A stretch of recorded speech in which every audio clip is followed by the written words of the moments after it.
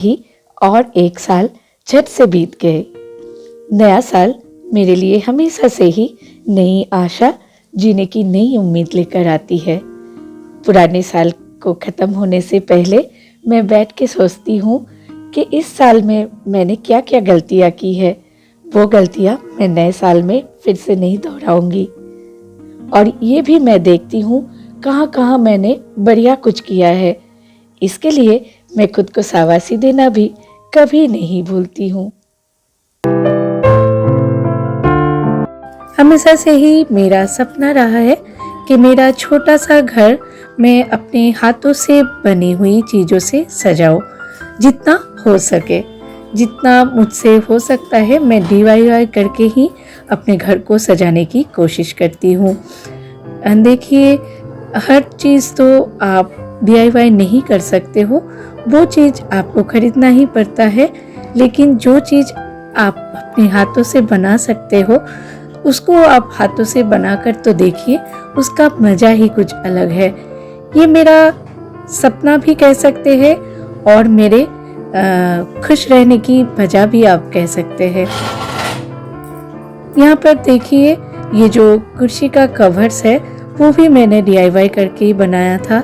आप लोगों को शायद याद भी होगा, मैंने किसी वीडियो में शायद दिखाया भी था। ये टॉवल था मेरे पास, उसको काट के मैंने साइड में मेरे साड़ी का जो लेस है वो मैंने स्टिच करके जोड़ दिया है और ये कुर्सी का कवर मैंने बनाया है। और ये देखिए, ये लेस का जो नेट का जो टेबल कवर है, ये मेरा बहुत ही पुराना है। इसके साथ बिल्कुल मैच हो गया है कलर वाइज, तो इसीलिए मैंने इसी को डाला है डाइनिंग टेबल पर। हाँ, जैसे मैं बता रही थी, DIY चीज़ों की बहुत सारे फायदे भी होते हैं। ये देखिए, एक तो आपका समय बहुत अच्छे से कट जाता है। खाली समय में आप फ़ोन देखकर ही बर्बाद नहीं करते हो, और उसके साथ साथ आपके घर की सजावट पे आपका पर्सनल टच भी रहता है। अब जब चाहे ये सजावट बदल सकते हो, दूसरा कोई सजावट आप कर सकते हो। क्योंकि देखिए, अगर आप खरीदने जाओगे बाजार में कुछ भी चीज़, तो वो तो बहुत ही महंगा आएगा, और आप एक बार खरीद लोगे तो उसको फिर कैसे रखोगे, कितना जगह आपके घर में होगी छोटी सी फ्लैट में, तो वो पुराना चीज़ आप कहाँ रखोगे। तो इससे अच्छा मैं वही चीज़ें दोबारा यूज़ कर लेती हूँ, उसको कलर कर देती हूँ। जैसे देखिए, ये फ्लावर वेस को मैंने फिर से कलर कर दिया है, और ये कैंडल स्टैंड तो मैंने दिवाली के टाइम में बनाया था, आप लोगों को मैंने दिखाया भी था। और दो जो पेंटिंग है वो भी मेरा ही बनाया हुआ है।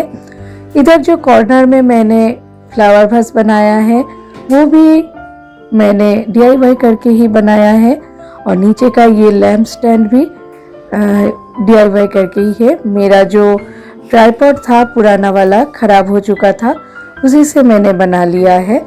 तो देखिए, सज गई है मेरी डाइनिंग एरिया। ये छोटा सा मेकओवर कैसा लग रहा है, आप लोग ही बताना।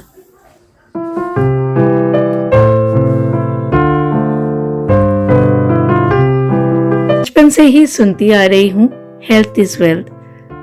जैसे जैसे उम्र बढ़ती गई, इस बात की गहराई को आज मुझे पता है। आपके पास चाहे जितने भी पैसे हो, जितने भी गहने हो, साड़ी हो, कुछ भी हो, अगर आप स्वस्थ नहीं हो तो ये सब कुछ भी मायने नहीं रखता है। तो मेरा अभी सबसे बड़ा सपना है कि हम स्वस्थ रहे, फिट एंड फाइन रहे, जितने दिन भी जिए, अपने पैरों पर जिए। तो इसके लिए ईश्वर का आशीर्वाद तो बहुत ही ज़रूरी है, और उसके साथ साथ खुद को भी थोड़ा एफर्ट देना पड़ेगा। खाने के मामले में थोड़ा सा रेस्ट्रिक्टेड होना पड़ेगा, और एक्सरसाइज भी करनी पड़ेगी। 2025 जनवरी से मैंने एक बहुत ही अच्छा काम किया है अपने फ़ायदे के लिए। मैंने हैबिल योगा कम्युनिटी ज्वाइन किया है, जिसका इंस्ट्रक्टर है सौरभ बोथरा सर। उनका सिखाने का जो तरीका है वो मुझे बहुत ही यूनिक लगा। ये कोई प्रमोशनल वीडियो नहीं है, मुझे हैबिल ज्वाइन करके बहुत ही फ़ायदा मिला है, इसीलिए मैं आप लोगों से कह रही हूँ, चाहे तो आप ज्वाइन कर सकते हैं। मेरे हस्बैंड भी प्री डायबिटिक है, उनको भी अपनी हेल्थ का ख्याल रखना पड़ता है। वो एक्सरसाइज तो करते ही है और साथ साथ मुझे उनका खाने पीने का भी बहुत ही ध्यान रखना पड़ता है। वो खुद भी बिल्कुल भी मीठा नहीं खाते हैं, खुद भी बहुत ही कोशिश करते हैं फिट रहने की, और साथ साथ मैं भी कोशिश करती हूँ उनको प्री डायबिटिक फूड देने की। तो आज मैं ऐसे ही बना रही हूँ मेथी दाल। ये रणबीर ब्रार जी की रेसिपी मैंने देखा था उन्हीं के यूट्यूब चैनल में। ये रेसिपी मुझे बहुत ही अच्छा लगा। थैंक यू रणबीर जी ऐसे एक रेसिपी के लिए, जो डायबिटिक पेशेंट के लिए भी बहुत ही अच्छा रहेगा, क्योंकि इसमें मेथी साग है, 2 तरह के दाल है, अरहर और चना, दोनों ही दाल डायबिटिक पेशेंट के लिए बहुत ही ज़रूरी है। तो उन्होंने पहले कुकर में थोड़ा सा तेल और घी गरम करके जीरा और सूखी लाल मिर्च डाल के फिर धुली हुई जो दाल है भिगोई हुई उसको डाल दिया था, और 4 उसमें नमक स्वाद अनुसार और हल्दी और थोड़ी सी कश्मीरी लाल मिर्च डाल के उसमें 4 सीटी लगा लिया था। आप अपने हिसाब से, अपने कुकर के हिसाब से सीटी लगाइएगा, मैंने भी वैसे ही किया। तो और यहाँ पे देखिए दाल बॉईल हो जाने के बाद दूसरी कढ़ाई में तेल और घी गरम करके उन्होंने पहले जीरा, हींग और सूखी लाल मिर्च और अदरक डाल के फिर उसके बाद उन्होंने डाला टमाटर भी डाला और टमाटर प्यूरी भी डाला, और उसके बाद नमक डाल दिया टमाटर को थोड़ा सा सीजने के लिए, और उसके बाद उन्होंने कसूरी मेथी भी डाला था, उसको थोड़ा भिगो के रखा था और वो डाल दिया था, और धनिया पत्ता का जो डंठल है वो भी डाला था इसमें, और डाल दिया था हल्दी पाउडर, कश्मीरी लाल मिर्च पाउडर और धनिया पाउडर। उसके बाद अच्छे से ये सब मिला लेने के बाद फ्रेश मेथी साग डाल के, मेथी साग जब अच्छे से भुन गई उसके बाद उन्होंने दाल डाल दिया, और जब उबाल आ गए तो उसमें धनिया पत्ता और थोड़ी सी घी डाल के उसको उतार लिया। ये आप चावल और रोटी किसी के साथ भी सर्व कर सकते हैं। से आज हमने इसको चावल के साथ खाया था।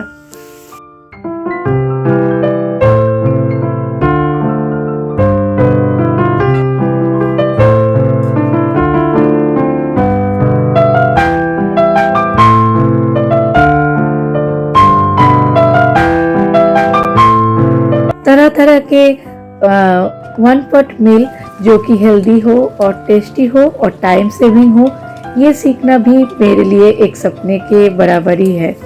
तो मैं यहाँ पे आप लोगों के साथ शेयर कर रही हूँ ओट्स, जो मैं जैसे बनाती हूँ। इसको टेस्टी भी होता है ये और हेल्दी भी होता है। पूरा प्रोसेस मैं यहाँ पे ऑलिव ऑयल में कर रही हूँ, आप अपने कुकिंग ऑयल में कर सकते हैं। ऑलिव ऑयल आप लोगों को पता ही होगा हेल्थ के लिए बहुत ही अच्छा है। जितना भी सब्जी आपके पास हो डाल दीजिए। मैंने यहाँ पे ब्रोकोली डाला है, फूल गोभी डाला है, मटर डाला है, स्वीट कॉर्न डाला है, bell pepper, red bell pepper, capsicum और सारे कुछ डाला है इसमें। पहले प्याज को मैंने थोड़ा सा हल्का सा फ्राई कर लिया था और सारे सब्जी को मैंने डाल दिया था, और जो ब्रोकोली है और फूल गोभी है उसको थोड़ा सा मैंने ब्लंच कर लिया था। और इसके बाद देखिए सब्जी सारे दे दिए और टमाटर भी दे दिए, और अभी मैं इसमें हल्दी, कश्मीरी लाल मिर्च और थोड़ी सी ड्राई स्पाइसेस, मतलब जो भी है, जीरा, धनिया और गरम मसाला और स्वाद अनुसार नमक डाल दिया है, और अभी अच्छे से इसको भून लूँगी। तेल तो थोड़ा सा ही डाला था मैंने। सब्जी देखिएगा बहुत ही चटपटा बन जाएगी इससे। ये टमाटर डाला है ना, इसीलिए। और सारे सब्जी का अपना भी एक पानी होता है, खुद का भी पानी छोड़ता है ये। और देखिए इसमें मैंने अभी जो कसूरी मेथी है वो डाल दिया है। मुझे कसूरी मेथी की जो अच्छा सा एक खुशबू है, बहुत ही अच्छा लगता है। अभी मैंने ओट्स को थोड़ा सा सोक करके रखा था, ये ज़्यादा सोक हो गया। आप चाहे तो ओट्स को डायरेक्ट धो के भी डाल सकते हैं साथ साथ में ही, नहीं तो ऐसे ही डाल देंगे तो भी ये ऐसी कढ़ाई में ही बॉईल हो जाएगी, नरम हो जाएगी। तो मैंने थोड़ा सा धो लिया था तो ऐसा बन गया थोड़ा, लेकिन खाने के टाइम उतना कुछ पता नहीं चल रहा था। लास्ट में मैंने मूंगफली और ये थोड़ा सा फ्रेश धनिया डाल दिया। ये बिल्कुल ही मेरी अपनी रेसिपी है, मैंने खुद ट्राई किया था, मुझे खाने में बहुत ही अच्छा लगा, इसलिए मैं आप लोगों के साथ ही।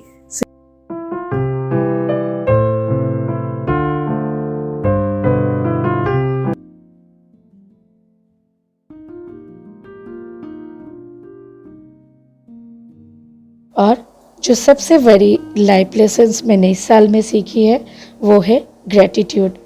जो भी मेरे पास है उसके लिए ईश्वर का धन्यवाद करना, क्योंकि जो मेरे पास है शायद वो किसी और के लिए सपना है। आखिर मैं कहूँगी, खुशियों के पीछे मत भागिए, बल्कि जीवन की एक एक पल को जिए। ये छोटी छोटी पल में ही तो खुशियाँ छुपी हुई है। रोज के काम से गिल्ट फ्री ब्रेक लीजिए। आप एक दिन रूटीन नहीं निभाएंगे तो दुनिया इधर से उधर नहीं हो जाएगी। मैंने भी अभी समझा है कि गिल्ट फ्री ब्रेक मुझे रिजुविनेट करता है, फिर से नए जोश के साथ अपने काम पर वापसी कर पाती हूँ। मैं आशा करती हूँ मेरी आज की ये वीडियो से आप लोगों को कुछ सीखने को मिला है। मेरे आगे भी यही कोशिश रहेगी कि आपको मेरी वीडियो से कुछ सीखने को मिले। अगर वीडियो अच्छी लगी हो तो प्लीज़ लाइक कीजिएगा, दोस्तों के साथ और फैमिली के साथ शेयर जरूर कीजिएगा।